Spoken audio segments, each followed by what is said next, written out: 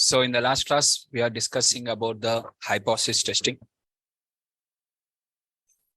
In the last class, we are discussing about the hypothesis testing, where the hypothesis testing is also called as statistical tests.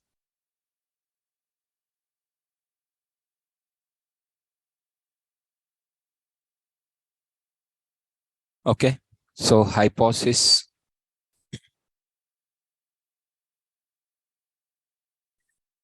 So we are discussing the hypothesis testing. So the hypothesis testing is also called as statistical tests. So hypothesis testing or statistical tests, these tests are used to estimate the population based on the sample. Estimate the population means we are going to take some kind of statement of null hypothesis, some statement about the population.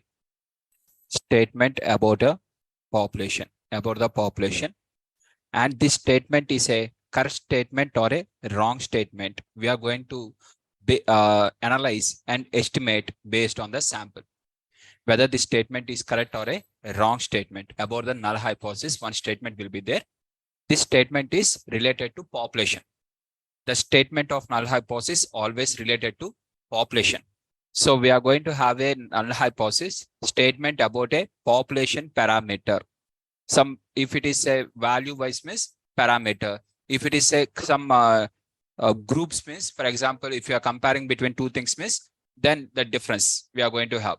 So, but surely this null hypothesis, always the null hypothesis will have a statement about a population. Okay, one statement about a population.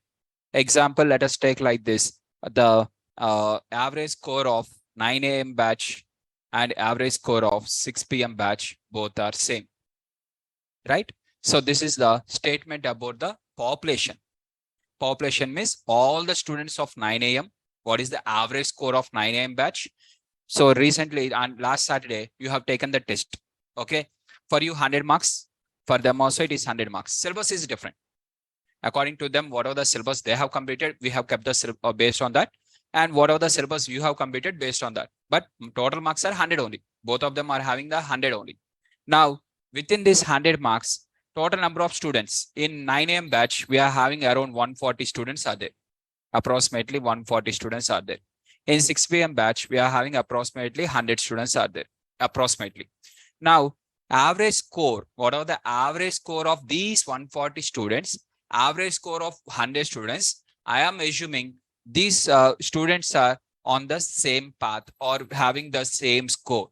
Okay, my null hypothesis says that both are same, right? And this one, I'm going to estimate based on the sample. So in the 6 p.m. is all the students has taken the test? No. So only few students has taken the test. Similarly, 9 a.m. all the students has taken the test? Again, no. Few students has taken the test. Few offline students, few online students, they have taken the test. Now, whatever the students have taken the test, whether it is offline or online of 6 p.m. batch, we are assuming both of them are same. This is one of the statement about the population, means entire data. Whether this is a correct or wrong statement means I'm going to take a sample based on the sample. Sample means, so last the test, whatever the students, first student marks, second student marks, third student marks, like this, or I'm going to take 20 students of 6 p.m., 20 students of 9 p.m. And I'm going to check whether their averages are same or not. Sir, for this, why to do the sample, why to do all this hypothesis test? Simply you can calculate you only told that 20 students you are going to take. Okay, you are going to take the 20 students of 6 p.m. batch and 9 a.m. batch. You are saying 20 students. Now directly you can calculate the mean of this. Whatever the mean is there, you can calculate the mean and you can calculate the mean and you say both are equal or both are not equal. For this, why hypothesis testing also, why null and alternate hypothesis, simply you can conclude like this one. Now, if you conclude like this, whether both are same or not, this is called as sample mean comparison. I'm not comparing sample mean. I want to compare the population mean. For sample mean comparison, no need to do any hypothesis test. Directly, you can take the sample data and you can calculate the average. Sample data and you can take the average. Whether both are same or not, you are going to confirm. Simple. For that, no need to do any kind of hypothesis test or not. Here, we are not comparing between the sample data. I'm comparing between the population data. Based on this sample, for example, in this class, few students has taken the test 6 p.m. Assume the few students only have taken the test. Few students has not taken the test. But whoever has not taken the test, there might be also talent, right? They may also get a good score, but unexpectedly last Saturday for them, it is not possible to take the test due to some other important work for them. Might be. So how we can conclude like that then? For example, whoever has not taken the test, inside that also some extraordinary students will be there who can get 100 out of 100, who can get 90 out of 100. At the same time, whoever has not taken the test, in that low students also can be there, who will get only 0 out of 100, who can get only 10 out of 100. Both the cases are possible. How we can estimate that unknown students? Known students means, okay, whoever has written, we can compare directly. Whoever has not taken the test, how to analyze? That is inference statistics. Based on the sample, we are estimating the population, the entire population.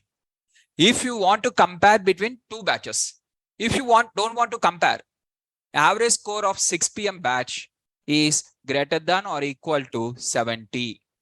Null hypothesis says that I am assuming my students, everyone are having more than 70% knowledge. I am assuming. Whether my assumption is correct assumption or a wrong assumption, we have to check. This is an assumption, null hypothesis. If it is more than 70, I will not take any kind of action. I'm satisfied. If my students are less than 70% score, immediately I will take the action. And what type of action I will take means that depends.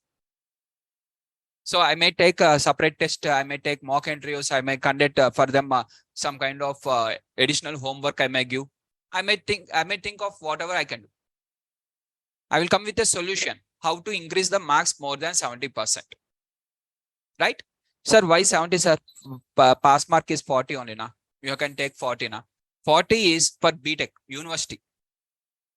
For BTech or BSc or whatever degree, for university level, 40 marks is sufficient. For industry, Microsoft certification, if you want to qualify, miss 70%. Google certification, you want to qualify, miss 70%. Amazon certifications, you want to get, miss 70%. From the company's perspective, if tomorrow, if you enter into the company and they want to check your performance, miss 70%. Okay. University, they want more number of students to enroll for their university and they want to give more number of certificates to do their business. They have kept the score as 40%. If they keep the 70%, half of the batch will be failed. If half of the batch is failed, means the university will have a low reputation. That is the reason they have decreased. Now, if they go with 10 marks only, pass mark of 10 marks, the university will have 100% pass percentage. 100% pass percentage means that university, many of the people will enroll. But what happens? Worst people only will enroll. The university will have degraded, right? Which is a waste university. If the university keeps 90% is the pass percentage, assume. How many people will qualify? Just in the entire university, 5% of the people only will qualify. 90%, 95% of the people will not even qualify also. Automatically, everyone will feel that, array, this university is very difficult, so don't join. Like a CA exam. Why CA exam where everyone will not select the CA? Because it is a difficult exam. We don't want the difficult exams, so we want only the easy exams. Example. Similarly, why many of the people will not be interested towards the GATE examination? The reason behind that is because they feel that it is one of the difficult exam. Many of the people will not qualify. Right? If the GATE examination score, entry score was reduced, if the GATE examination negative marking they have removed, every student will attempt. They'll try their luck. 1,000 rupees only, na? Let us try our luck. Since negative score is there, many of the people will not try their luck. Right? So, means I'm saying about the outside market, how we analyze the data. I'm not saying about you. I'm not saying about any individual person. Generalize, I'm saying. In the outside market, many of the students, they want with respect to easy pass.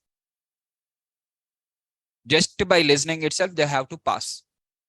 They have to take the test where there is no negative marks. They have to take the test where there is a simple questions. They want to take the test where they'll get the important questions one day before. That is the way they prepared from the starting onwards. They'll continue in that way, right? But when this entire things comes to the IT industry, none of them will be applicable. Suddenly they will fail. Till now, they are successful in their LKG to BTech level. They are successful. Suddenly, when they enter into the IT industry, they'll fail because the entire pattern is different. Here, passing score is 70. With respect to negative marks will be there. Suddenly, the questions will not be with respect. They'll not tell the important questions. None of the important questions will be there. What type of questions they are going to ask? None of them don't know anything. Suddenly, the pattern has changed off, and many of the people will get failed. That is the reason. In the IT industry, once we analyze why many of the students, though they got the BTech 8.5 CGPA also, while they'll fail in the IT industry.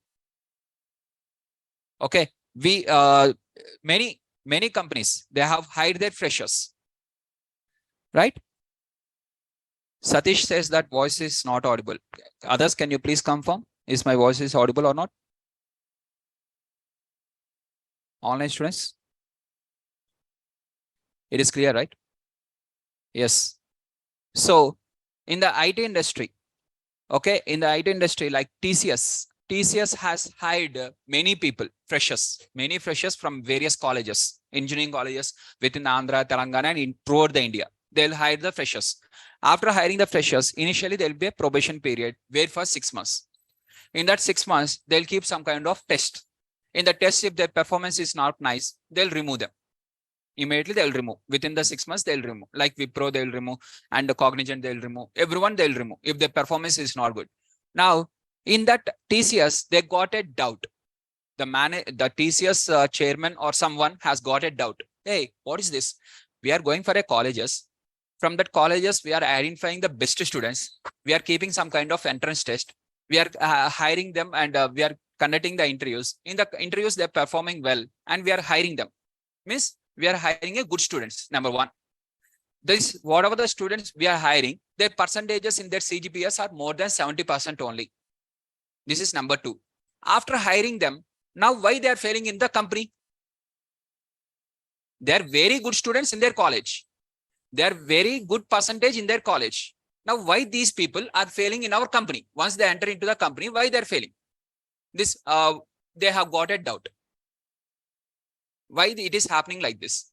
Immediately they have started analysis. What is the reason? In the colleges, one day before, they'll tell the important questions. The trainers will tell the important questions. They will tell with respect to step book, they'll prescribe a book, and in this book only the questions will be there. They'll prepare only that book. Okay, and whatever they have discussed in the classroom, those questions only will be given in the test, internal test or external test, whatever it is. Only the questions which were discussed in the class. If they have not discussed in the class and they have given any question in the question paper, means it is out of syllabus question paper. It is out of syllabus. The students will say, sir, completely it is out of syllabus, sir, because completely it was not given in the class. Means they want exactly the same numerical value which was in the class as it should be repeated in the there, which was not getting trained in the TCS. The TCS training will not be like that. TCS training, or how the TCS training will be there, means TCS or Wipro or Cognizant, anything.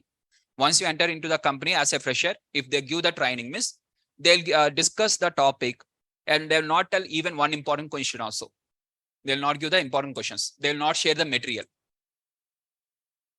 Okay. They will not keep the whatever the questions they have discussed in the class. They'll not even give one question also in the assignments. Applications only will be there, not as these questions will be there. Completely, it is different of pattern which they have prepared in their colleges. Here, the preparation level is entirely different. Now, that is the reason many of the students are getting failed. That they analyzed. Right? So, now in which way we have to prepare? If you prepare in the college wise, means automatically the same thing will happen. Getting the point? So after the analysis, they have got all these things. Okay, the mode of education is wrong. The way of pattern of preparation is wrong, right? But we can't change that one because that is one of the business mafia. They want the money. For that money, they will do whatever the things they will do. They will not have any kind of morals, ethics, nothing will be there. Universities wants first students. If one of the student gets a highest package of 50 lakhs miss, by showcasing one student of 50 lakhs annual package, they'll increase the management quota fees. But one student only will get. That too, that student will not get from that. He will prepare outside also. But though he has prepared outside, he has learned something outside also. Still, the college will claim that our student has got the 50 lakhs and they'll increase their management quota and they'll get the money. That is completely business strategy they'll apply. And these students don't know anything. They'll fall in the trap because their age will not support with respect to analyzing. Whoever the students are going to join initially, their mindset will be in terms of to get in a good college, posh college, very nice infrastructure, nice build, that one. Their mindset will be like that at that time. At the BTech first level, degree first level, when the mindset will be like that. So to encash that mindset, they're developing all these things. So all these things are hypothesis testing only. Whatever I'm discussing till now, these are all examples of hypothesis testing only. Analyzing the data. From that analyzing the data, we are estimating, and based on that, what we can do. Right? Now, in the industry, every time they'll analyze the data.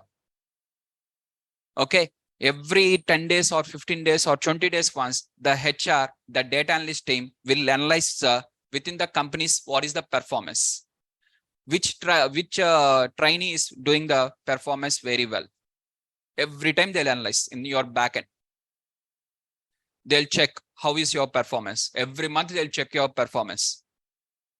And based on the performances, sometimes if your performance is not good, miss, HR will give some kind of warning. Before giving the warning, they'll have a group discussion. In that group discussion, without pointing that person, but they'll tell the overview. These people are doing like this, these people are doing like this. Automatically, that person will understand, oh, HR is discussing about me only. Okay. They'll not say directly, they'll not point out that person directly. Without pointing that person, they'll tell with respect to the overview. Right? After giving a overview in that group discussion, next month, again, they'll see the performance. If the performance was increased, miss, well and good. If the performance was not increased, miss, now they'll give a warning. Your performance is not up to the mark. We are not satisfied with your performance.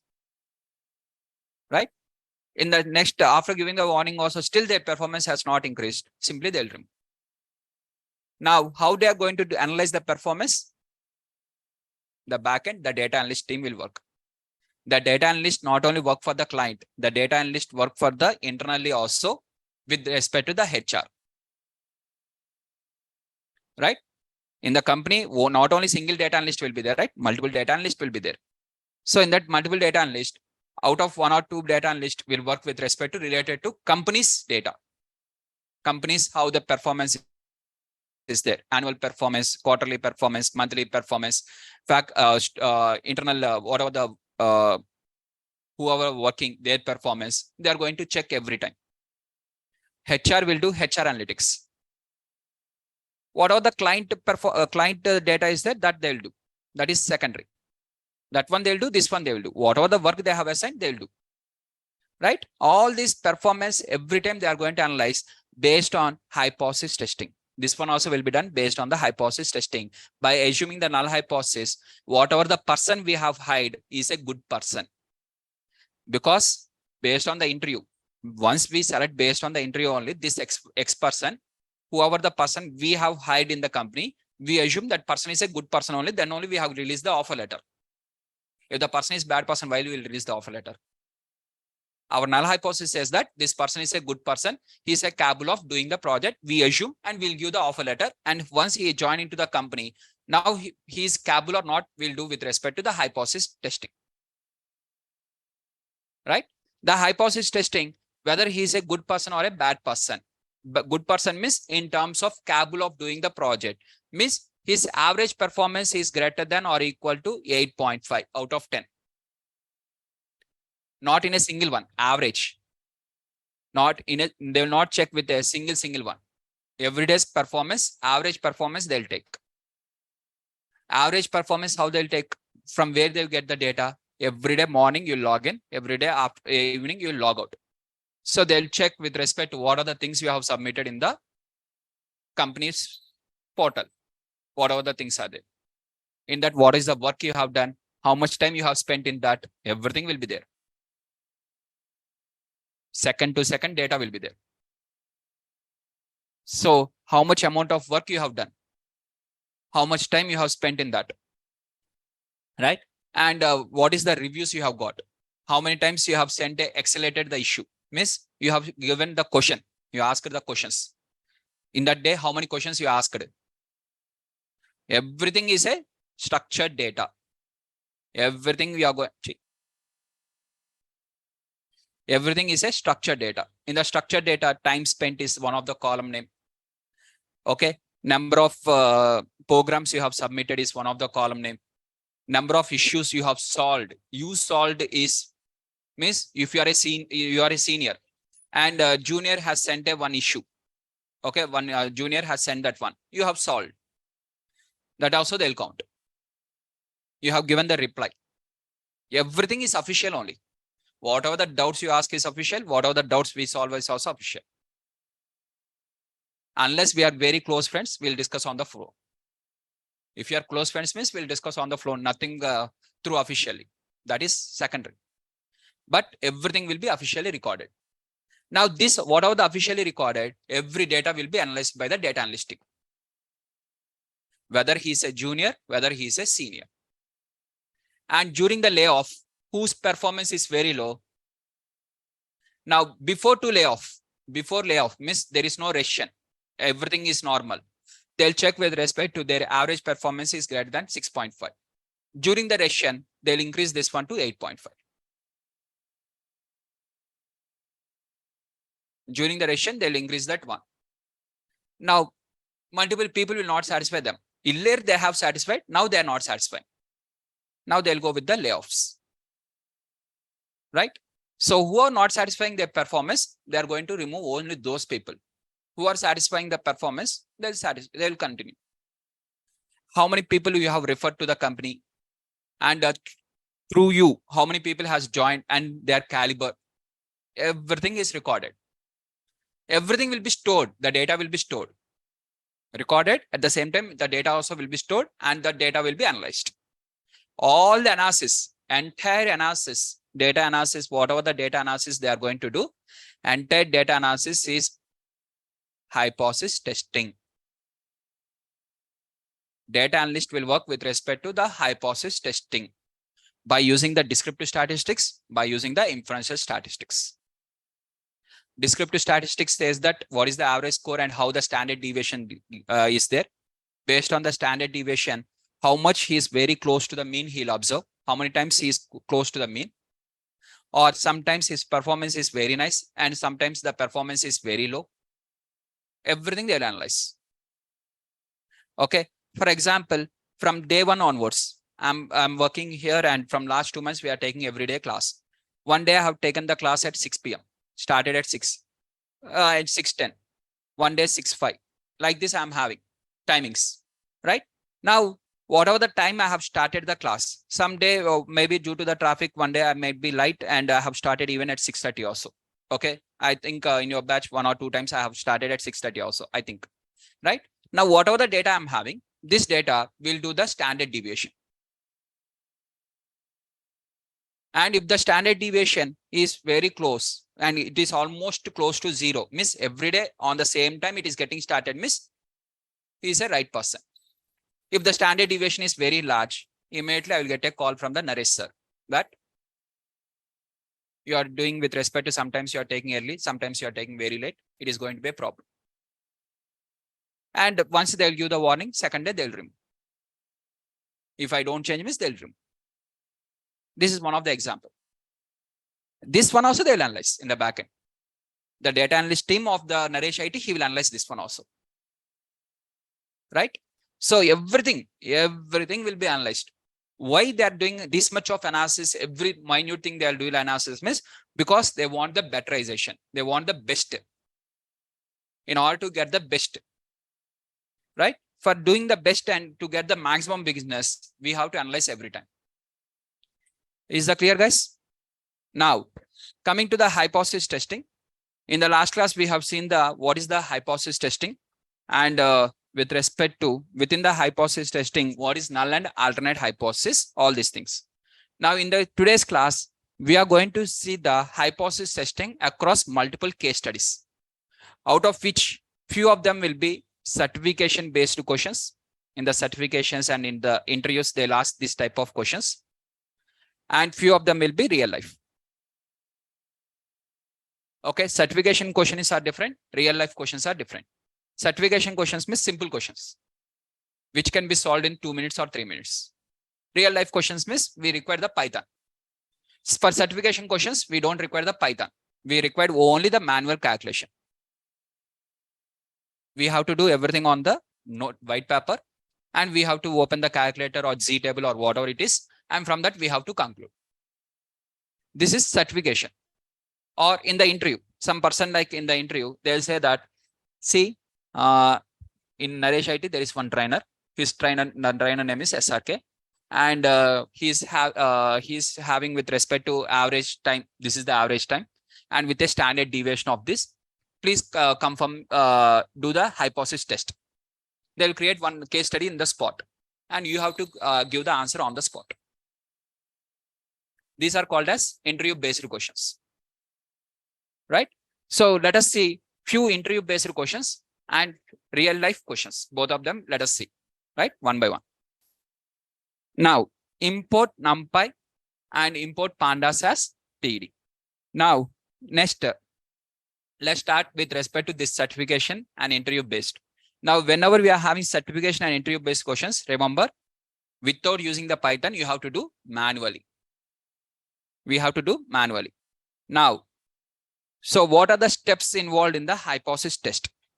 Steps involved in hypothesis testing. Write the notes. What are the steps involved in the hypothesis testing?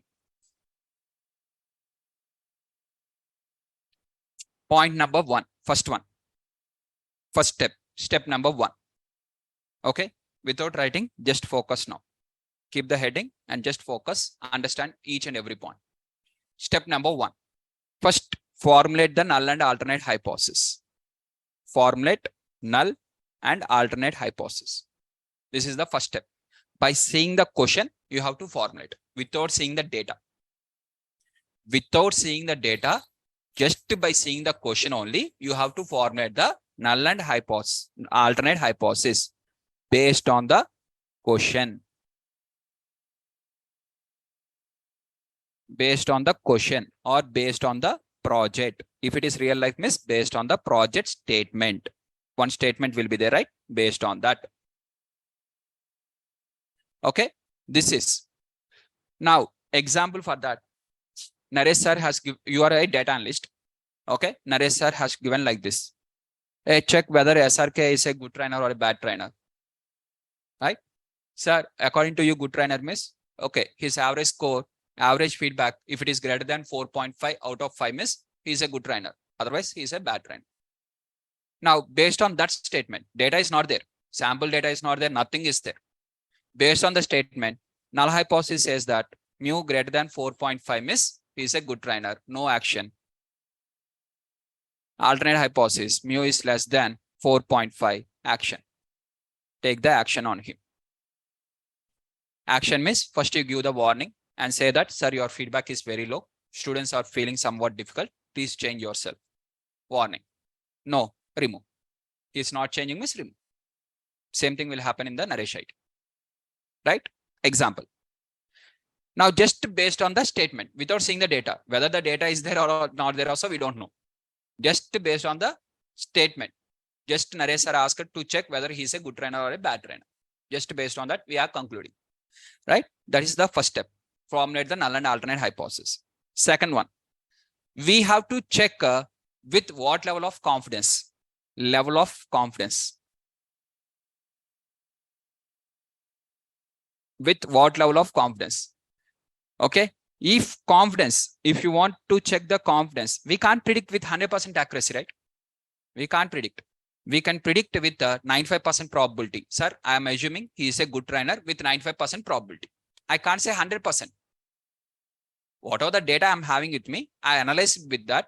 Based on that, I can conclude that he is a good trainer with 95% probability or 90% probability or 70% probability. I can conclude. So with some confidence, we are going to conclude. That confidence, for example, 95% confidence means automatically error percentage is 5%. Level of significance means nothing but error. Okay, level of significance means nothing but error, which is alpha. This question, from where you can get this alpha value, means this alpha value will get in the question only. Means they'll ask you to estimate the population with 95% confidence or 90% confidence. They'll give in the question only. If they have not given in the question, default is alpha is equal to 0.05. Default. If they don't give anything, miss default. Fix. If they have given something, miss whatever they have given accordingly. For example, they ask you to estimate with 90% confidence. Then automatically what is the alpha? 10%. 0.1. They ask it to estimate with 80% confidence. What is the alpha? 0.2. Right? In the question, if they give something, you have to take accordingly. If they don't give anything, by default, it is 0.05. Is that clear? Second step. Third step. Once null and alternate hypothesis we have formulated, third step, this statistical test, we are going to apply only on the normal distribution. So we have to collect the data and check whether it is normal distributed or not. Check whether it is normal or not.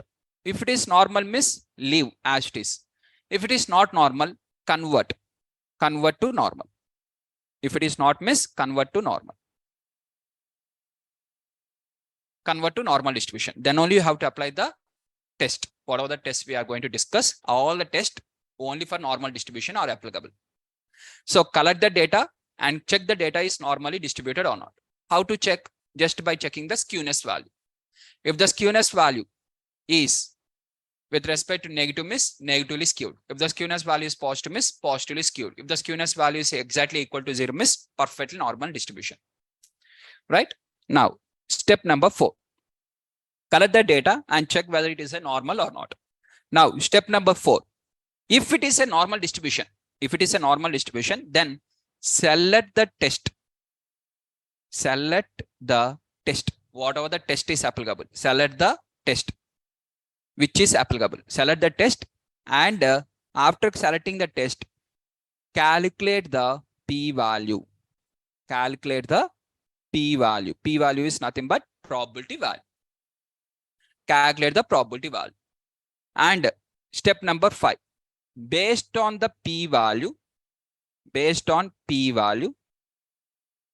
either accept null hypothesis or reject the null hypothesis. Either accept the null hypothesis or reject the null hypothesis based on the p-value. Right? Now, for example, let us take like this. This is a normally distributed data, some data. Now, out of which this is 5% of the data. Error is 5%. Acceptance is 95%. Okay. This is the rejection area. For example, you have got the p-value which is equal to 0.03. 0.03 means where it will be there? Up to here it is 0.05. Now p-value of 0.03, where it will be there? Here only, right? Somewhere here, 0.03. Means whether it is in the acceptance area or rejection area. So we have to reject. If you got the p-value 0.06, whether that one is here or here, left side or right side? In the acceptance area or rejection area? In which side it is there? Acceptance area. So accept. If the p-value you have got as 0.16, whether it is in the acceptance area or rejection area? Acceptance area, accept. So whatever the p-value you are going to get, based on that, accept or reject. Means simply to say, if the p-value is less than or equal to 0.05, reject the null hypothesis. Whatever the p-value you are getting less than 0.05, reject. What if the p-value is greater than 0.05, accept. Based on the p-value, either reject or accept the null hypothesis. Is that clear?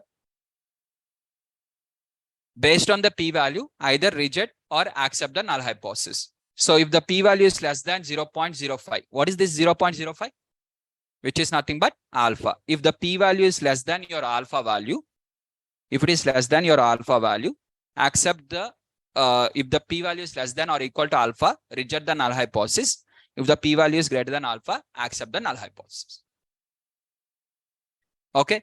To simply remember this concept, to remember in a simple way, I'm saying that if the p-value is less than alpha, means p is low.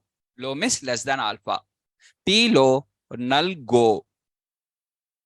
Null go means reject. Null go, go away. You don't want. We don't want. P high, p is greater than alpha. Null, fly. Fly means accept. To remember, easily to remember. P low, null go. P high, null fly. To remember easy way. Okay. No, sir, than this is only easy, sir. Means whichever you feel accordingly. Okay. P low, null go. P high, null fly. If the P is high, means null fly, means accept the null. Right? Is that clear? So these are the steps involved in the hypothesis testing. Now you can write in the notes. And we'll see for multiple case studies, all the steps. Not for one or two. Almost 10 case studies we are going to work.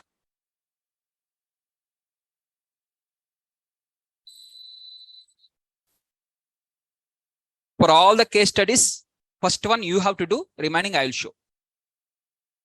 Formulation of null and alternate hypothesis based on the statement, you have to tell me.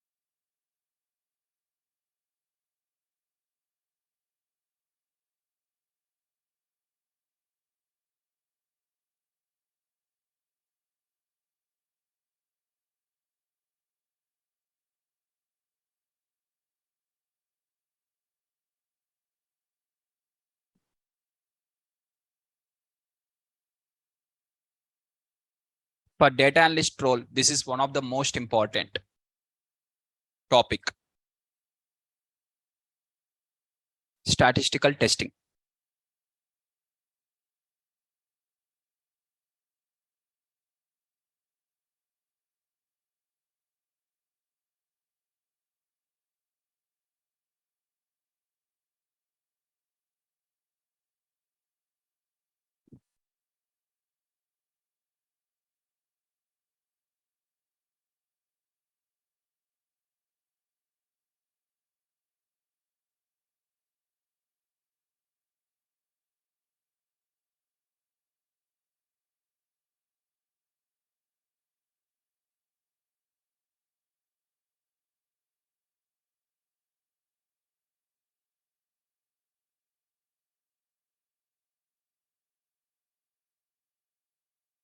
Whatever the weekend test is there, in that weekend test, hypothesis testing is included.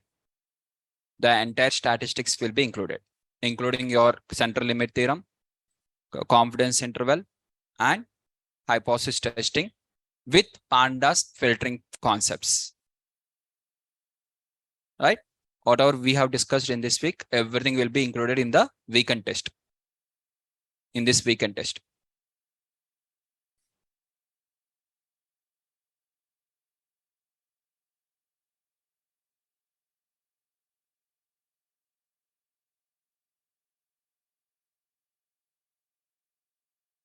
Done, guys?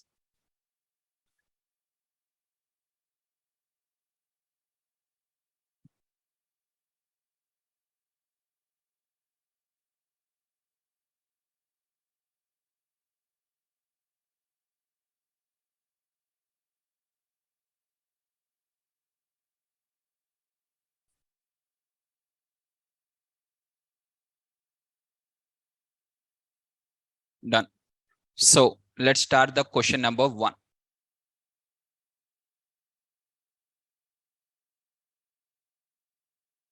Read the question now. Or otherwise, let's wait for 1 minute.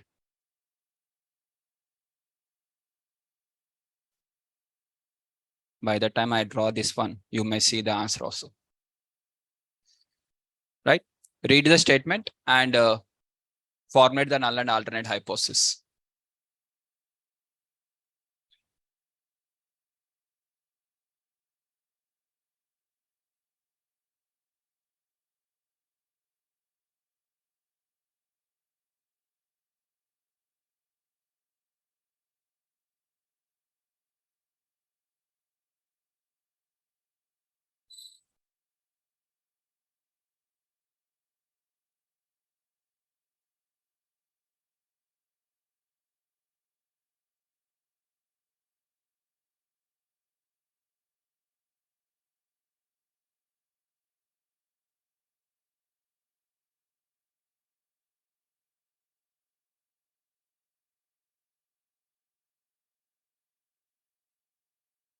What is the null and alternate hypothesis?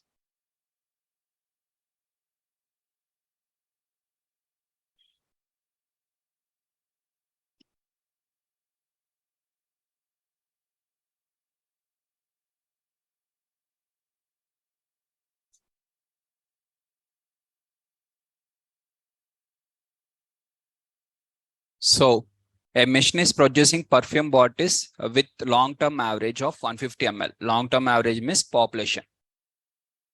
Average is 150 ml and a standard deviation of 1.414 ml. That is population standard deviation is 1.414 ml.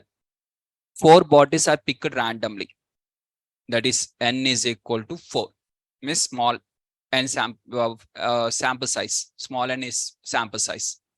4 samples they have picked randomly and average volume found to be 149 ml. Means whatever the 4 bottles they have picked, for that they have calculated the sample mean.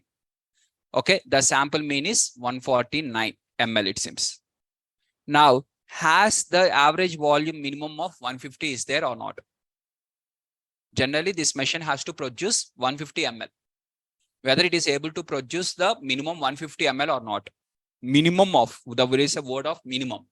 Instead of minimum, if they have written the word of exactly 150 ml or not means different. They have given the question as minimum of 150 ml. Minimum of 150 means mu is greater than or equal to 150 ml means, okay, they're satisfying the requirement. So this is the null hypothesis. No action is required. So null hypothesis. Mu is less than 150 ml, which is alternate hypothesis. If it is not satisfying the minimum of 150 ml, they are going to take the action. Is that clear? So mu is greater than 150 ml, mu is less than 150 ml. Test with 95% confidence. 95% confidence means error percentage is 5%. Alpha is equal to 0.05.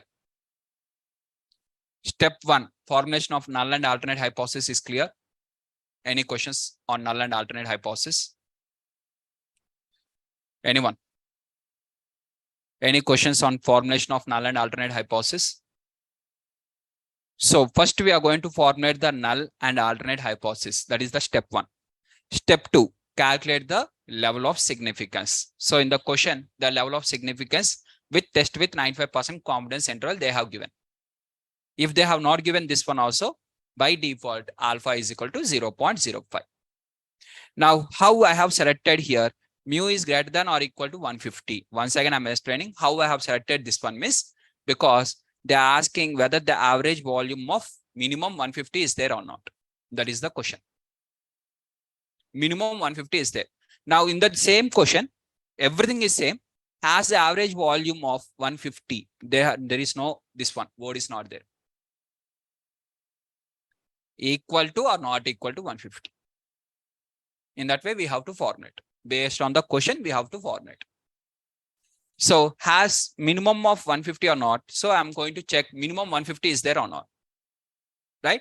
Minimum 150 is there, miss, I'm satisfied. If minimum 150 is not there, miss, I will modify. I will take the action accordingly. Next, step 1, step 2. What is the step 3? In the notes you have written. Check for normality. Now, whenever they have given the question in the certifications, automatically they'll write in the question, assume the data is normally distributed. Assume the data is normally distributed. If they have not given this point also, we have to assume it is a normal distribution.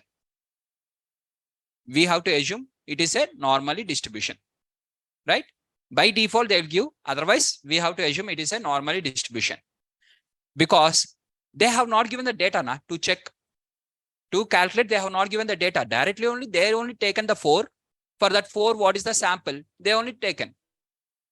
If they give these 4 values, we can plot the histogram. They have not given the 4 values now. How we can draw the histogram and how we can say whether it is a left tail or right tail? If they given the data, we can plot. Right? If they have given the 10 records or 20 or 30 or 40, then we'll make a histogram over that and we'll check whether it is a normally distributed or not normally distributed. There is no data only. In the certification questions, there will be no data. Directly, they only calculated. So the population mean is 150 ml and standard deviation of 1.414. And with respect to sample, they have taken 4 bodies randomly. They have picked 4 bodies randomly. And for that 4 bodies, the mean is 149 ml. Right? So they check for normality means data is normal given in the question. They will give in the question, assume the data is normal. Assume if they have not given this one, still we have to assume the data is normal. Sir, how we can assume, sir? Because they have not given the data points. For example, they have given the 4 data points. Assume they have given the 4 data points. You have to do that one. You have to draw the histogram and you have to see whether it is a normal or not. Generally in the certifications, they'll not give that one. They'll not give the data. Directly they'll give the values only. Now, next, we have to select the statistical test. Step number 4. What is the step number 4? Select the statistical test, which is the hypothesis test. For the given data, which test you have to apply. And along with that, you have to calculate the p-value. Right? Now, we are having different types of tests are there. Out of all the tests, first, the statistical test. Whatever the statistical tests are there, within the statistical test, we are having parametric, non-parametric. Now, parametric means where the statistical tests are applied on the normal distribution are called as parametric test. Now, let us take the parametric test as the heading. Now, within the parametric test, we are having for continuous data, for discrete data. For continuous data, we are having 3 types of tests. Test 1, test 3 are there. Out of 3 of them, the first one is called as one sample test. First one is called as one sample test. Okay. The first one, the first type of test is called as one sample test. Second one is called as 2 sample test. Third one is called as ANOVA test. For continuous variable, we are having 3 types of test. For discrete variable, we are having again 3 types of test. The first one is called as one proportion test. 2 proportion test. And third one is chi-square test. So for continuous variable, we are having 3 tests. For discrete variable, we are having 3 tests. Now, one sample test again subdivided into 2 parts. One is called as one sample Z test. One is called as one sample T test. one sample Z test and one sample T test. Okay, these are the various tests we are having. We'll see all of them one by one. Every test will do, right? For every test, one sample data, one case study we are having, and we are going to do all the tests one by one, right? So these are the various tests which we are having. That is one sample test, two sample test, ANOVA test, one proportion test, two proportion test, chi-square test. Now let's just start with the one sample test. What is meant by one sample test? One sample test means you are working only on the one column data. If you are having only one column data, then it is a one sample test. Two sample means two columns. If you are having two columns, the data is filled with two columns means then it is a two sample test. Now, what is meant by ANOVA test means more than two samples, anything, 3, 4, 5, infinite, no problem. More than two. ANOVA test means more than two. Simply it is greater than two sample, greater than two samples.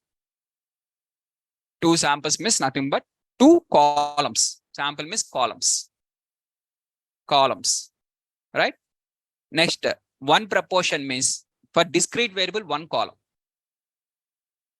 Two discrete columns, then two proportion test. Chi-square test means more than two discrete columns. If you are analyzing at a time more than two discrete columns, then it is called as chi-square test. Is that clear? Now, for the given example, for the present case study, whatever the proportion, whatever the perfume bodies example is there, they have taken the perfume bodies, 4 perfume bodies they have taken, 4 bodies. First bottle, second bottle, third bottle, fourth bottle. For each bottle, they have calculated the volume. Now, how many columns are there? One column, only one column, but 4 records are there. Records are 4, column is 1. So now which type of test I have to apply? Whether it is a continuous variable or a discrete variable? Continuous variable. Volume is a continuous variable. Since continuous variable, that too only one column is there. So I have to apply the one sample test. Right? Now, let us take one more example. I'm having the 6 p.m. batch students marks. 20 students I have taken randomly. Their scores, 20 students. Their scores means in the test, whatever the test score they have got out of 100, 20 students. And one more test score of 20 students of 9 a.m. batch. This is morning 9 a.m. batch. This is evening 6 p.m. batch. Now, in this case, test score is a continuous or discrete? Test score. What are the test score you are having? Continuous variable or discrete variable? Continuous variable. So score is always continuous variable. Marks is always continuous variable, right? Next, so two continuous variables are there. You are comparing between two continuous variables. What is the test we have to apply in this case? Two sample test. Assume there is one more batch, morning 7:30 a.m. One more batch is also there, and their test score also is there. Same 20 records are there. ANOVA test. Simple. Is that clear? So if you are having only one column, means records are 20. 20 records are there, but column is only one. For one data only we are doing. For example, you are analyzing within your 6 p.m. batch, students' average score is greater than or equal to 70. Mu is greater than or equal to 70 is your null hypothesis. You are having only for 6 p.m. 20 records, 20 students you have taken, and you are analyzing this one. Now, what is the test we have to apply? One sample test. Simple, because you are having only one column. One column with the test scores of 20 students are there. And this you are comparing with the whether they are more than 70 or less than 70. Is that clear? So just one sample test, two sample test, and ANOVA test. Now within this one sample test, we are having Z test and T test. Now, one of the most important interview question, one of my favorite interview question. Okay, 100%. Most of the times, if you type in the Google interview questions on inferential statistics, first question you'll get this one only. What is the question? Miss, what is the difference between Z test versus T test?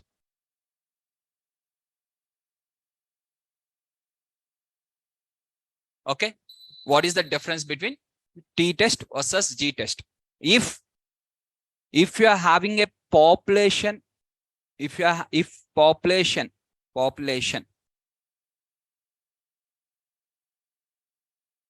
if the population standard deviation that is nothing but sigma is known, if the population standard deviation is known, apply the z-test. If the population standard deviation is unknown, population standard deviation, that is sigma, is unknown, then apply the t-test. Apply the t-test. Means, what is the meaning of this one? Means z-test. Z-test, we are going to work on the x bar minus mu divided by sigma by square root of n. Sir, z score only x bar minus mu by sigma, na? That is z score. This is z-test. We are not taking for a single value. For taking the sample mean versus population mean, we are comparing. We are not taking a single value, not x bar. There is a bar. If it is only x means, then z score. Converting every value to corresponding z score is called as z distribution or standard normal distribution. So here z-test, x bar minus mu divided by sigma by square root of n. If standard deviation, population standard deviation is not known, we have to apply the t-test. In that case, x bar minus mu, since we don't know this one, we are going to take the sample standard deviation only.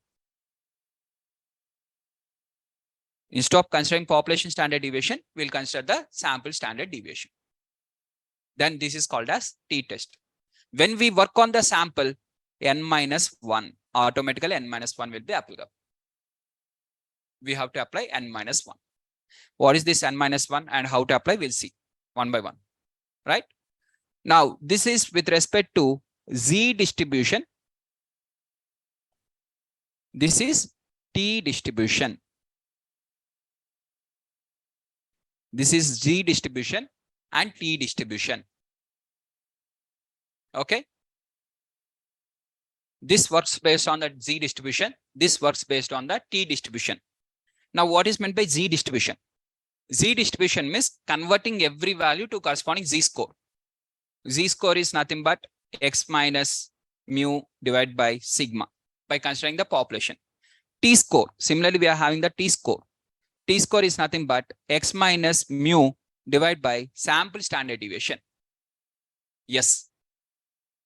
Instead of population standard deviation, sample we are going to consider n minus 1 degrees of freedom.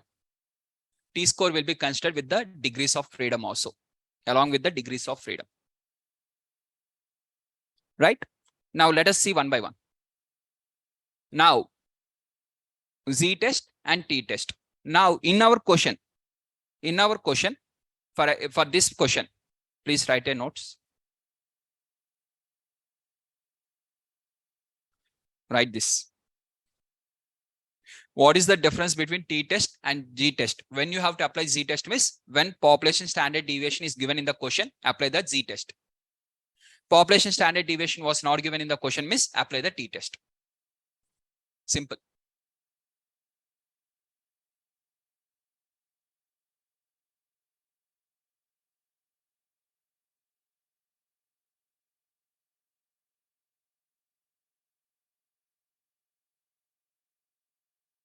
Done?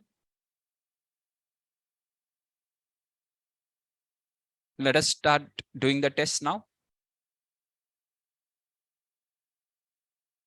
First question, that is with respect to this one, where mu is greater than or equal to 150, mu is less than 150. Now in this question, population standard deviation is given or not? Given. So population mean is 150 ml. Population standard deviation is 1.414 ml. N is equal to 4. X bar is equal to 149. Now what is the test I have to select? First one sample or two sample or no one? First that one. One sample. If it is one sample, now within one sample, which one? Z or T? Z. Why Z? Population standard deviation is given. Simple. Select the test means one sample Z test. Now within the one sample Z test, again 3 are there. Left tail, right tail, and two tail. Left tail, right tail, and two tail. Now here, what is this one?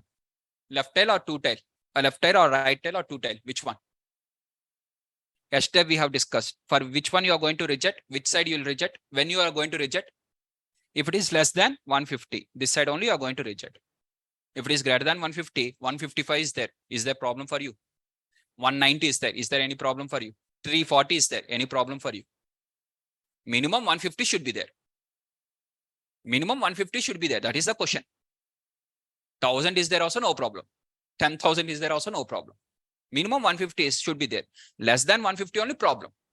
The problem is if it is less than 150. So you are going to reject on the left side. So it is called as left tail test. If you are having right side rejection, it is called as right tail test. Two side rejections is there, then it is called as two tail test.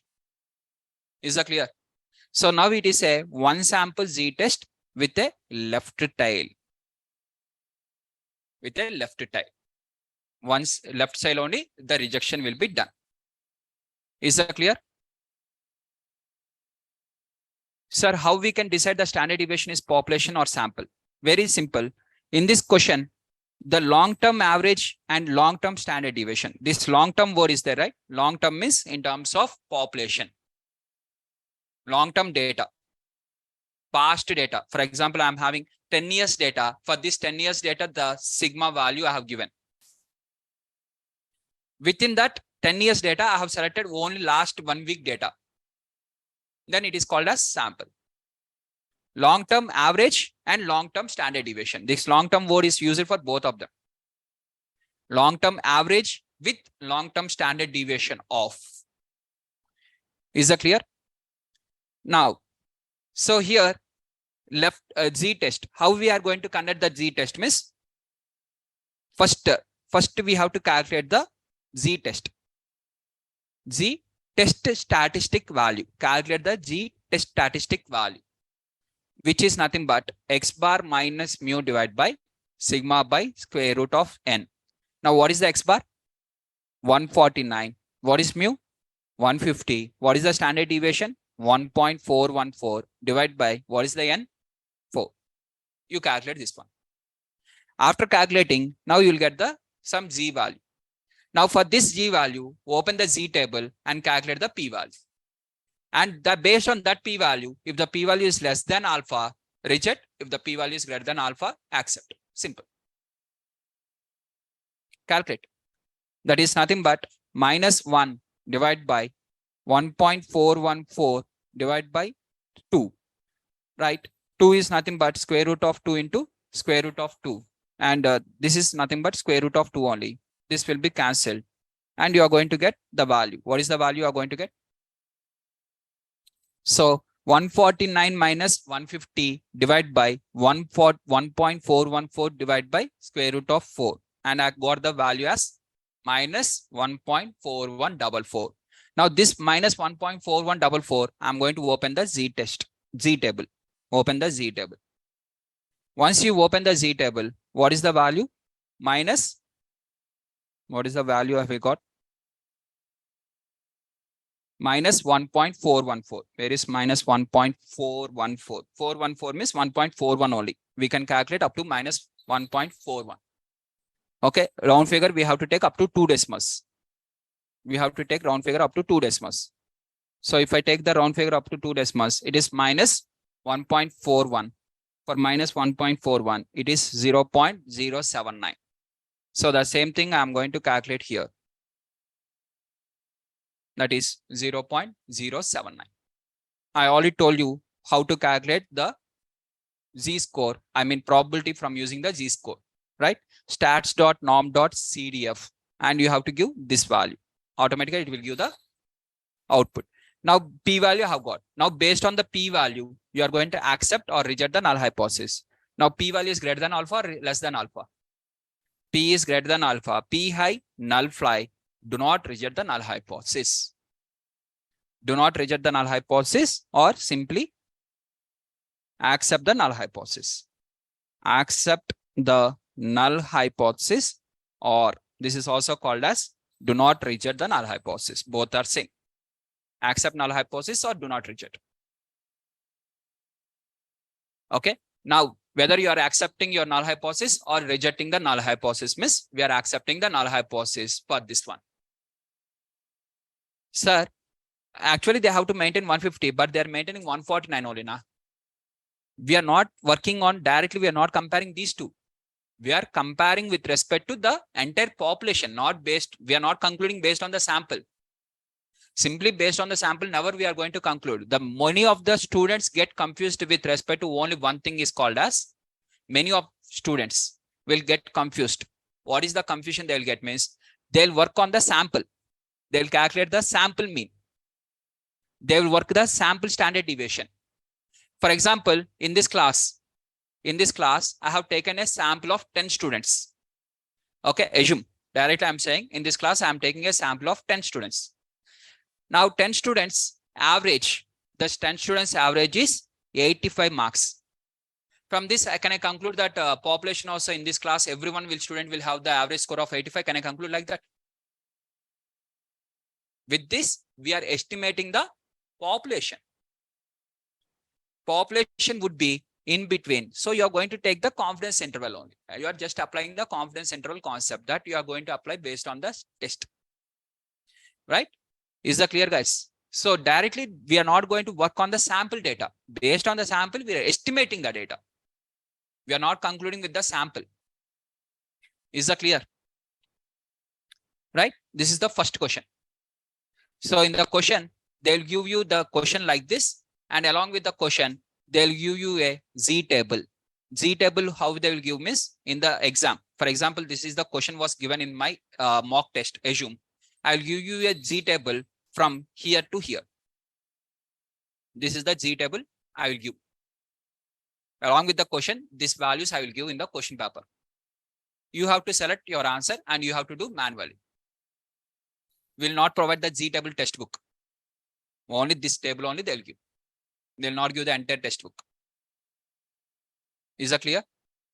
So along with the question, they'll give the this one. In this, your requirement is there.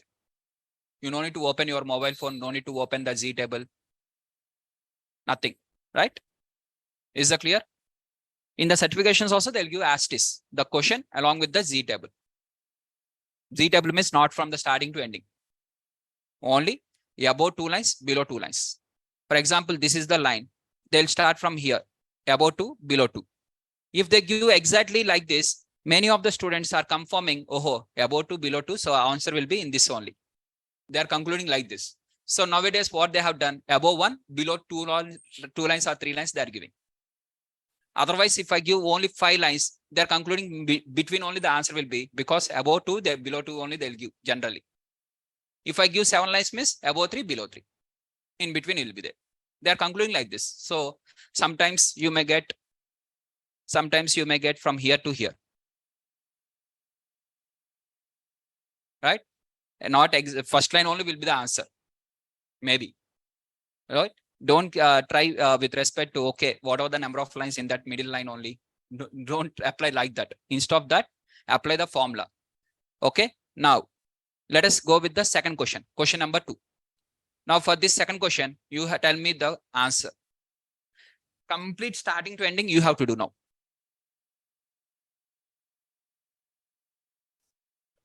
First, read the question. Step 1. You have to write in the notes step 1. Step 2. Step 3. Assume the data is normal. Step 3 is assume the data is normal.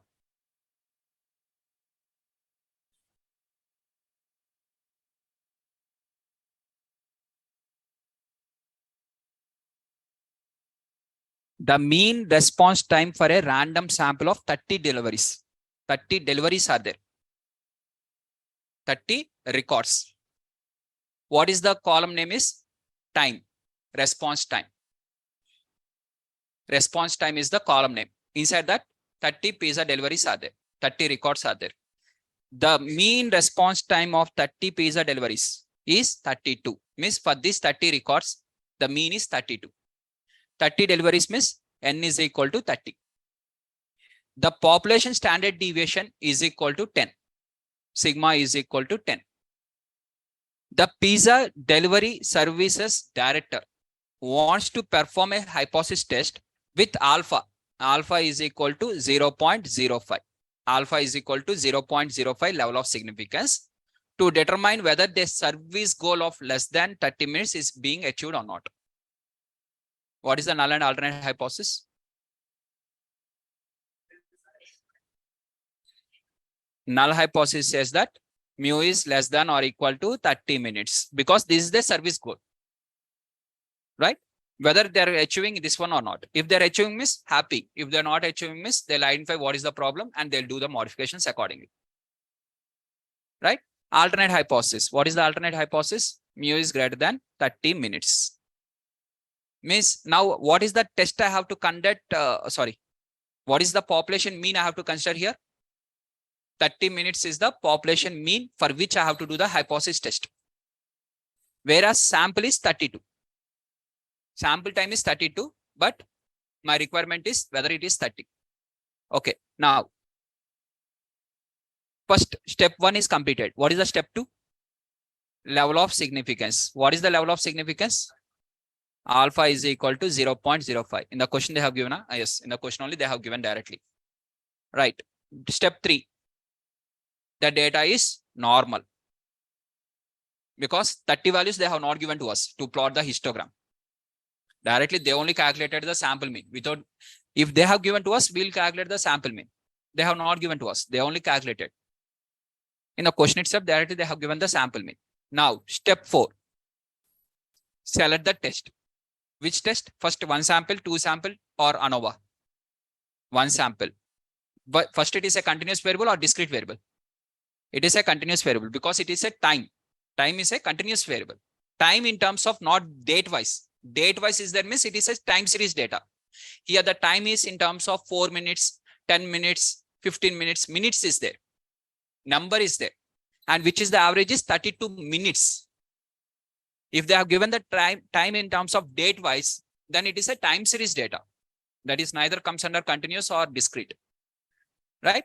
Now it is a continuous variable. For continuous variable, it is a 1 sample or 2 sample? 1 sample. Okay, 1 sample. Z test or T test? Z test. Why? Standard deviation, population standard deviation of 10 they have given. Okay, 1 sample, Z test. Whether it is a left tail or right tail, when you are going to reject? When you will reject the null hypothesis. If it is more, you will reject. If it is more, you will reject. If it is less, means happy. If they have delivered in 1 minute only, extremely happy. No problem for me, right? If they have delivered in 0.00001 minute, is there a problem for you? The problem is if they cross more than 30 only, it is problem for us. Means right side only is the problem. So it is a right tail test. 1 sample Z test with a right tail test. Is that clear? Step by step. Now what we have to do? We have to calculate the test value and from that P value. What is the test value? How to calculate Z test value? X bar minus mu divided by sigma by square root of n. What is X bar? 32. What is mu? 30. For which we are going to do the hypothesis test, that only. The number which will do the hypothesis test, that number only. Right? Divide by sigma by square root of n. What is the sigma? 10. What is the square root of how many samples? 30. 30 records. Now you calculate this value. What is the value of this one?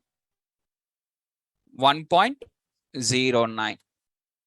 Like this we are going to calculate. For 1.09, open the Z table. Open the Z table and tell me the P value for 1.09. Now for 1.09, what is the Z table? 1.09. What is the value? 0.86214. This is a right tail. A right tail test means, but here you are going to get the area, left side area, right side area you will get by default. left side area you'll get. Every time you'll get the left side area only. Means for this ZV value 1.09, whatever the 0.864 is there, this is 0.864. Then automatically what is the left side? 1 minus. So you have to do 1 minus 0.86214. Now what is the value of 1 minus 0.86214? Same. 1 by 1 you are going to calculate like that. So just in the notes also I have written the same. Mean value is less than or equal to 30. Mu is greater than 30 minutes. 30 minutes. Level of significance is alpha is equal to 0.05. Check for normality. Data is normal. Absolutely no problem. Because in the given question, assume the data is normal. Select the statistical test. That statistical test is one sample Z test where it is having the right tail rejection, right side rejection. Right? Now I'm going to calculate 32 minus 30 divided by 10 by square root of 30. And I have got 1.09. And whatever the value I have got with 1.09, first I'll calculate the stats of norm. Stats.norm.cdf of this. And I have got 0.8633, which is the left side area, but I don't want left side. My rejection is not on the left side. Earlier example, why I have not done the 1 minus? Because it is a left side only. You got the probability also left side area only, rejection also left side only. Both are them in the left side only. So no need of doing 1 minus. But this time we are getting left side area, but we have to reject right side part. So we have to do 1 minus. So after doing the 1 minus, I have got 0.136. Now P value is greater than alpha, less than alpha. What is your alpha value? 0.05. Now it is more than 0.05 or less than 0.05? More than 0.05. Now what we have to do? What is the fifth step?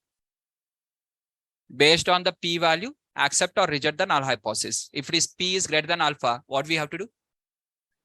P high, null fly. P low, null go. So since P value is greater than alpha, we are going to accept the null hypothesis. Accept the null hypothesis is nothing but do not reject the null hypothesis. Accept null hypothesis. Is that clear? Question number 2. One is left tail test we have completed, one right tail test we have completed. Now let us move on to the one more example. Read the question. Question number 3.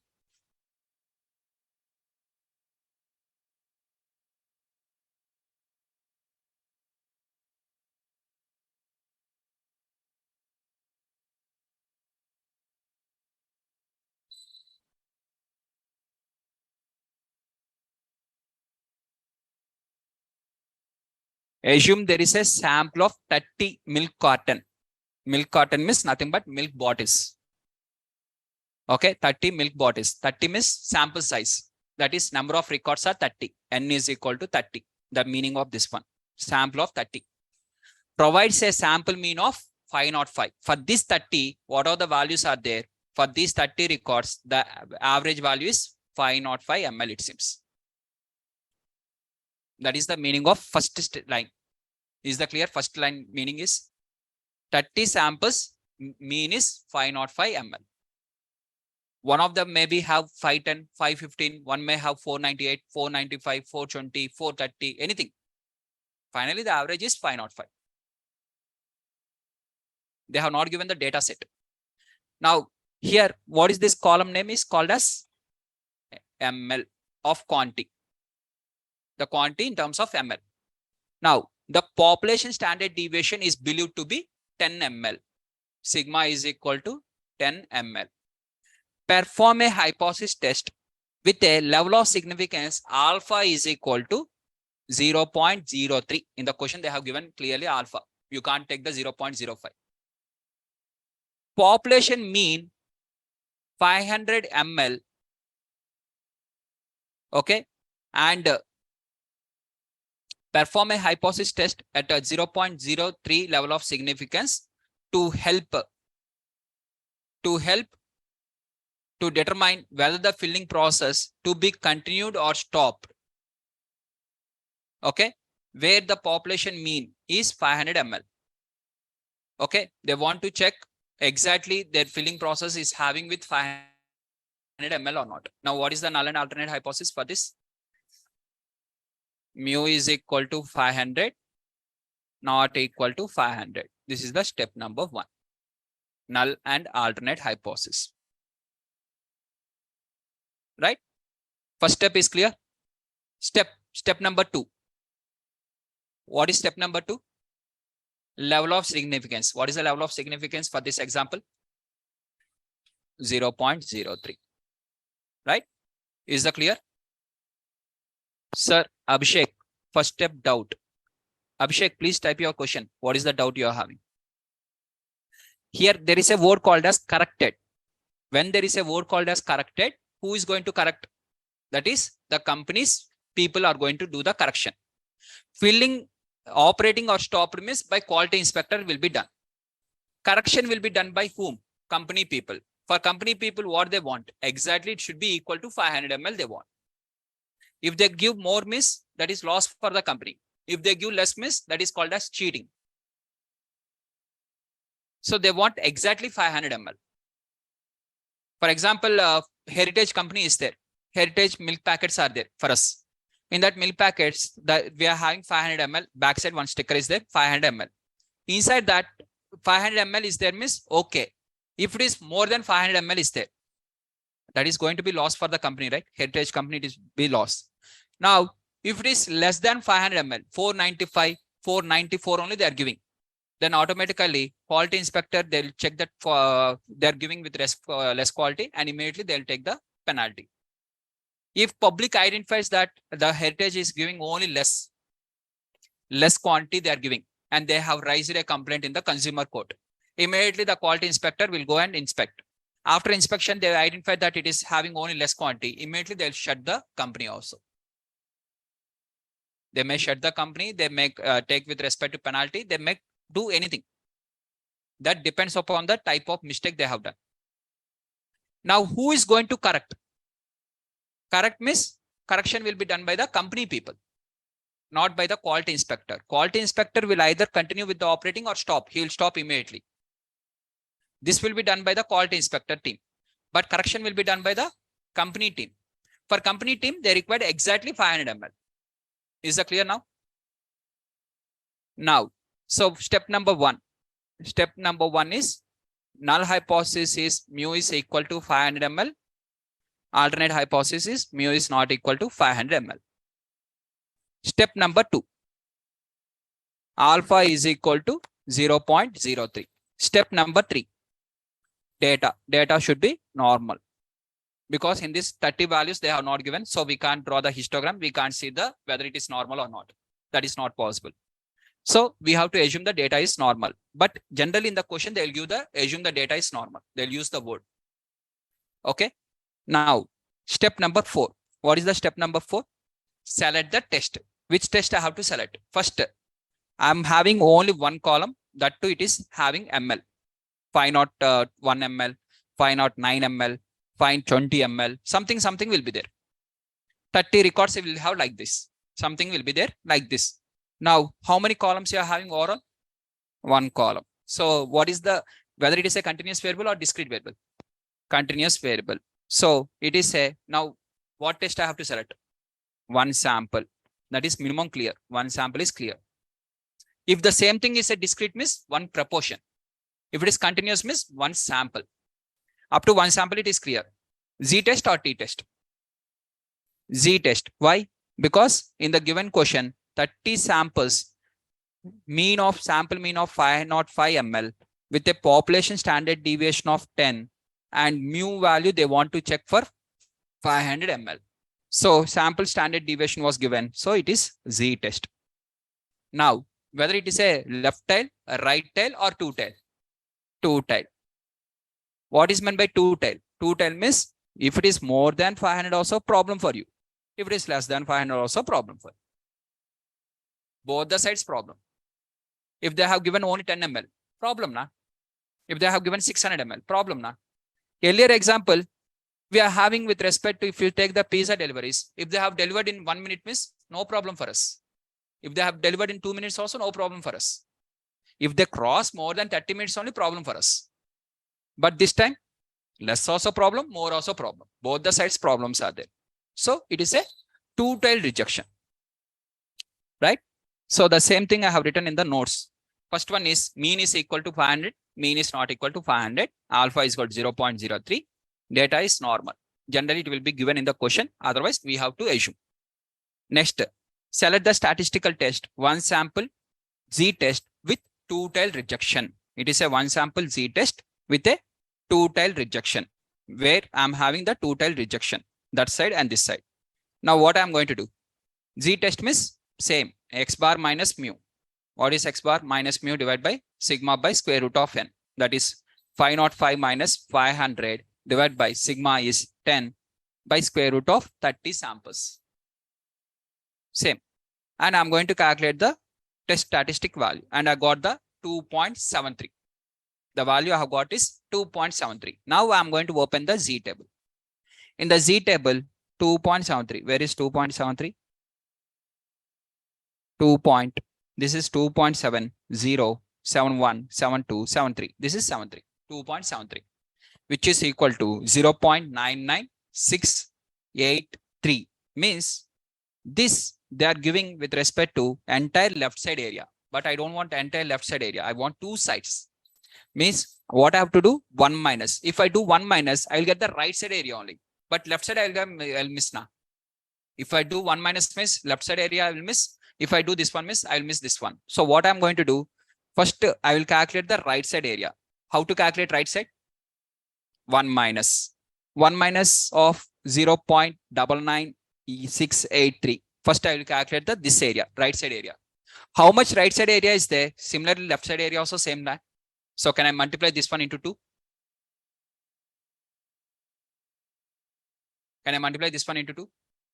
Sir, then you can take left side only directly into 2 na. But left side entire area I'm getting na. I'm not getting up to this part. I want this part only. How I can get? That is not possible. But here, right side area, this part only I can get.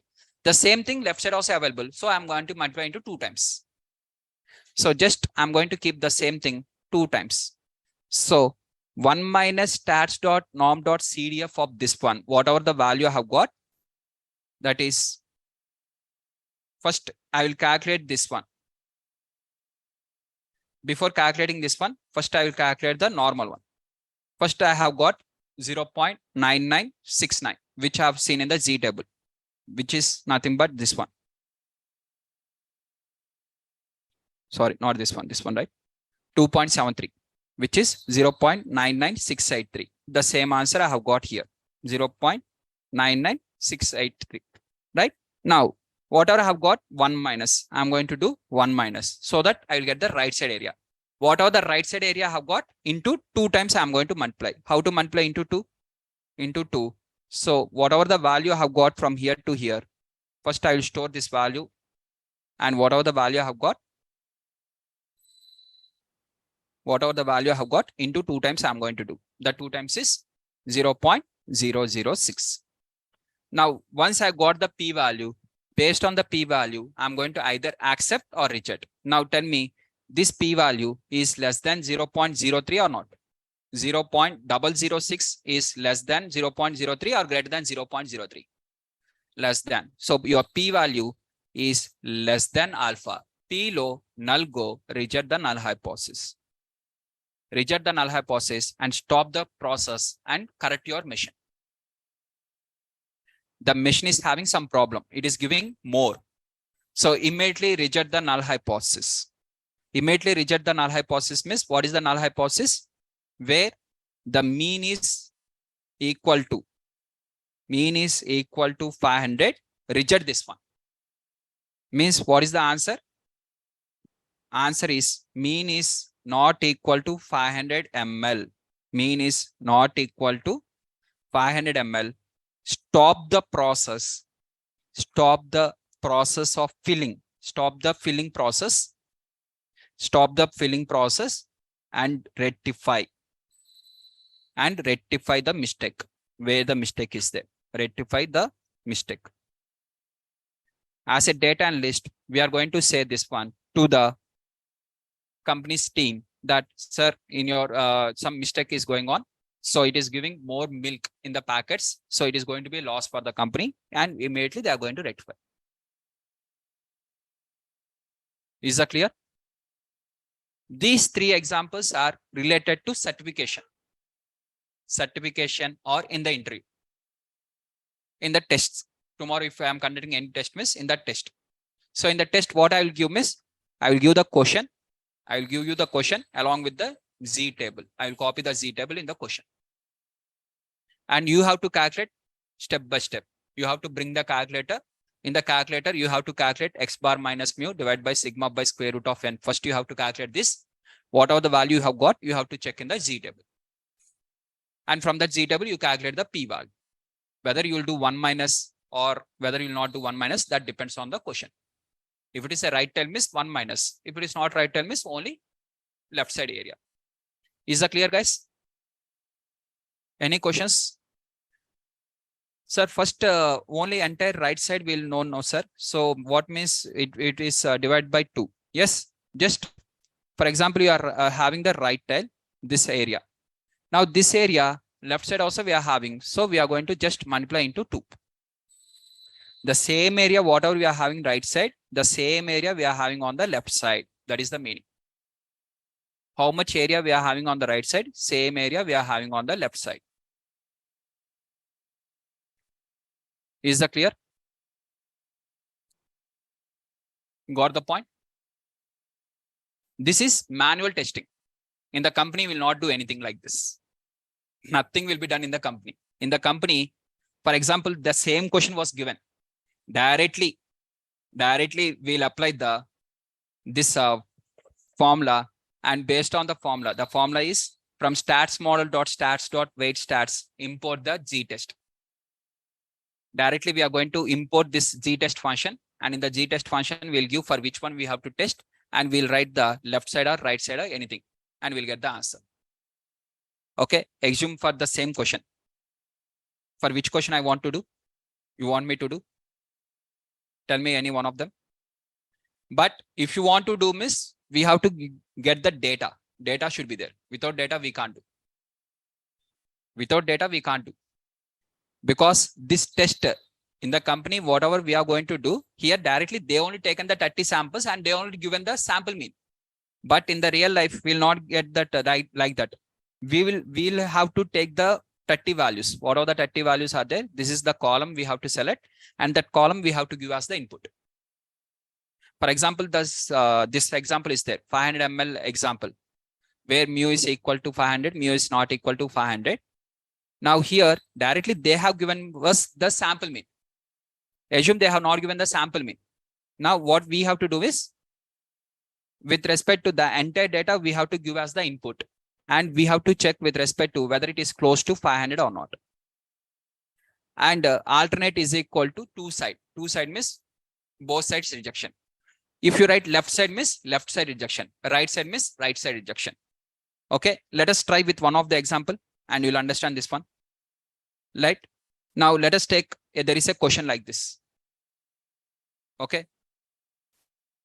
Let us do this one last question, so that you'll understand the difference between the real life versus this certification question also. Now for this, tell me what is the values. Length of 25 samples of fabric are taken at random. Means, for example, let us go with, you're going for some Ranbaxy, Raymond showroom. Okay. Ranbaxy is again pharmaceutical company, right? Okay. Now you have went to a Raymond showroom. In that Raymond showroom, you are asking for a shut bit. Now they have given the shut bits. In the back end, they have written with respect to this much of centimeters. 150 centimeters is the shut bit. They have given as 150 centimeters. Now, whether the shut bit will be exactly 150, if you have opened that one, whether it is they are maintaining 150, whatever they have given, whether inside that, whether they are maintaining or not, that is the question. This you have went as a data analyst for a Ranbaxy as a quality inspector. And from the Raymond, sorry. You have went to a Raymond showroom and you have selected randomly 25 samples. To a Raymond showroom, you have went and you have selected randomly 25 samples. In the entire showroom, you have selected 25 samples. randomly. Okay.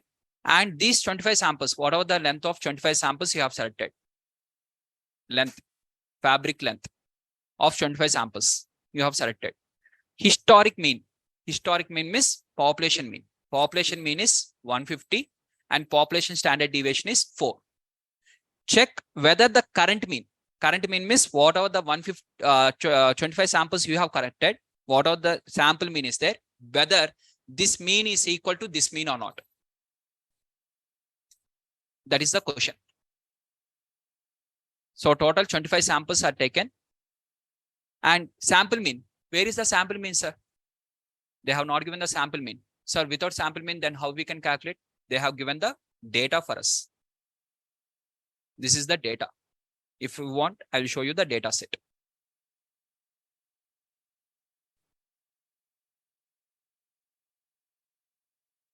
So these are the 25 values. In the real life, we'll get like this. Now, if the same question was given in the certification, you have to type all the 25 values and you have to take the average. How much time it will take? 5 minutes or 10 minutes it will take, right? And after that, you have to do the normal distribution. Again, you have to draw the histogram. Again, it will take 5 minutes of time. In the certification, that much of time will not be there. Each question, maximum 2 minutes or 3 minutes only we have to complete. The question should be formulated in such a way, the student should complete that one in the 2 or 3 minutes. You can't give the lengthy questions in the certification. Intermediate questions we can't give in the MCET, right? MCET questions, MCET only, intermediate only. So whatever the lengthy questions, lengthy answers are there, step-by-step process is there. That step-by-step process, 10 marks question, 8 marks question, that is different. In the certification for 2 minutes, we can't give this much of lengthy data.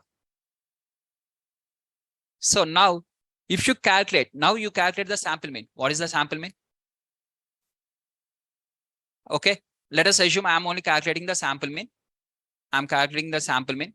That is nothing but average.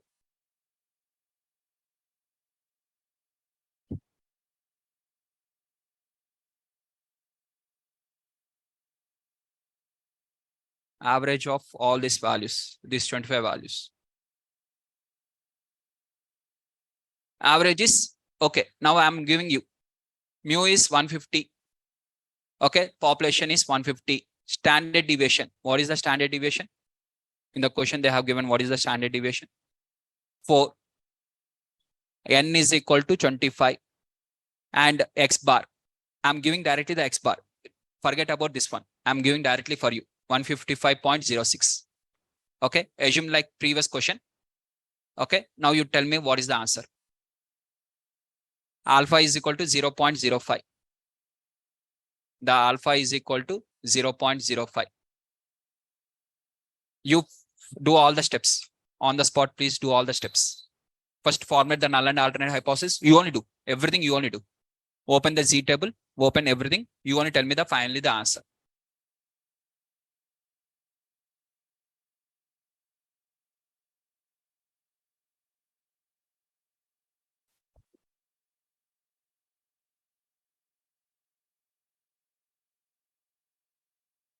Step number 1. Step number 1. Formulate the null and alternate hypothesis. What is the null and alternate? Mu is equal to 150. Mu is not equal to 150 because they asked to test the current mean is equal to the historic mean. Historic mean means 150 to compare with 150. So equal to 150, not equal to 150. Step 2. What is the alpha? 0.05. Step 3. Assume the data is normal. Step 4. Which test you have to conduct? It is a continuous variable or discrete variable? Continuous. So one sample. Z test or T test? Z test, because population standard deviation was given. One tail or two tail or which one? Two tail test. So one sample Z test, two tail. What you have to do? X bar minus mu divided by sigma by square root of n. Calculate what is the Z test value. What is the G test value?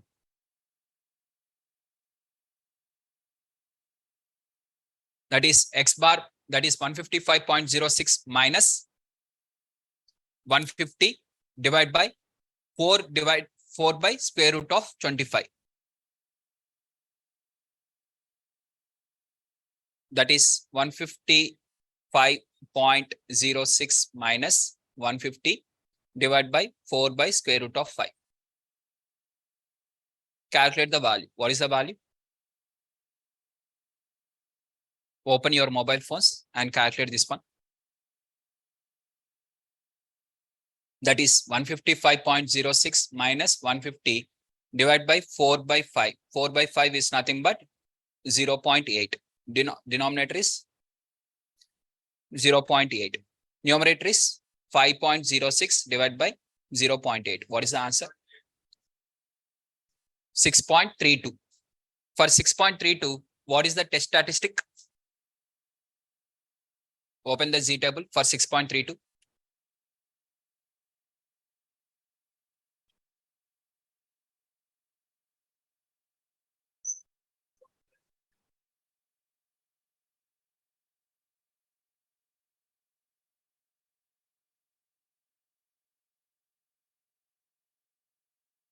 Here I got only 4.58.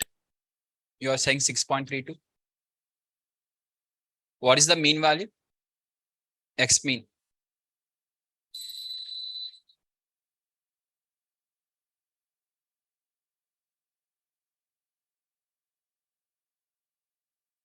(155.06) correct only. Then what is the standard deviation?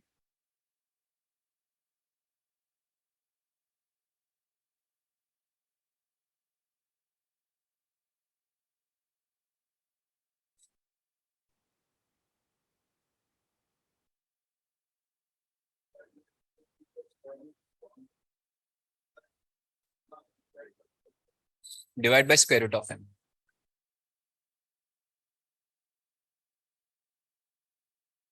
In the question they have given with respect to population standard deviation 5 centimeters. Instead of that, you have to take 5.5.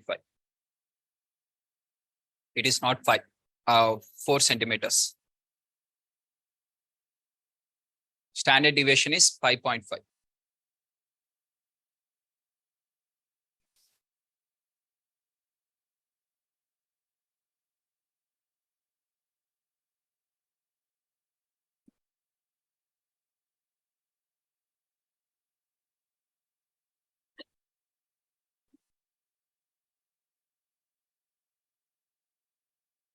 So you are going to get approximately 4.6 approximately. And now if you do this one, and from that, if you calculate the p-value, you are going to get some p-value like this. Now the same thing, if you calculate like this also, you will get the same answer. If you apply the z-test, and within that, if you apply like this, the same answer you are going to get. Same z-test value, same p-value. So whenever you apply this z-test, if you import the z-test function in the backend, automatically this will only be applied. The same logic will be applied. Right? So in tomorrow's class, we are going to do this z-test, how to import the z-test, how to import the t-test, all these things we'll see in the tomorrow's class. Since in the exam, in the certification, they'll go only with respect to one sample z-test only. For one sample t-test or two sample ANOVA test, proportion test, two proportion test, chi-square test, all these tests, nothing will be there. In the certifications or in the interview, they'll give only one sample z-test. Right? In the tomorrow's class, we are going to continue with all the balanced test. Remaining type of tests will continue in the tomorrow's class. Already I have uploaded the notes. The coding part is already uploaded. Everything was uploaded. Just you can check. The notes is already uploaded in the inference statistics folder.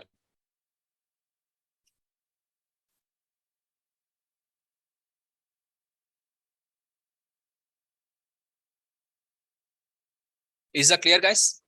Any questions? It will be slightly confusing. Okay. Only on the practice, you'll understand all these things. But today's class is somewhat complete of mathematics again. So statistics from the starting day, whatever the manual calculations we are doing in the notes, everything why I'm making you to do in the class, the step-by-step mathematical calculations, because you have to get the qualify in the certifications in the future, not only with NASSCOM, any certifications you should be qualified. So that is the reason we are doing. In the companies, we will not do all these things. The descriptive statistics, we are not going to do manual calculation. Inferential statistics, we are not going to do the manual calculation. If I think only from the company's perspective, then nothing will be there. Since I want with respect to real life, along with the, in the future, if you take any certification, not only this, any certification, if you take with respect, if you have taken some kind of entrance test for any data analyst role, some entrance tests are conducted. In that entrance test, more questions will be from statistics only. Right? So there you have to qualify easily, miss. We have to do the step-by-step mathematical calculations also, because in the company, they'll not give the data set and they'll not ask the Python code. Okay, df of set the column dot mean. We should know how to calculate the mean. Dot median. They'll not give the Python. We have to do manually how to calculate the median. Dot standard deviation. They'll not give with respect to the Python code. We have to do manually how to calculate the standard deviation. So that is the reason I have given all these examples how to calculate manually in the notes. That is the reason. But in the company, we'll not do like that. In the company, directly we'll open the Python, directly we'll execute. So tomorrow's class will be easy for you because no mathematical calculations, only import, import, import. Everything is import only. We are going to import and substitute the values. Import, substitute the values. Import, substitute the values. For every test, one function is available in Python. But for one sample Z test, one function is available. For one sample T test, one function is available. For two sample test, one function is available. For ANOVA test, one function is available. Just we have to import and we have to substitute the data. And it will only give the result. Automatically, it will only give the result. You know,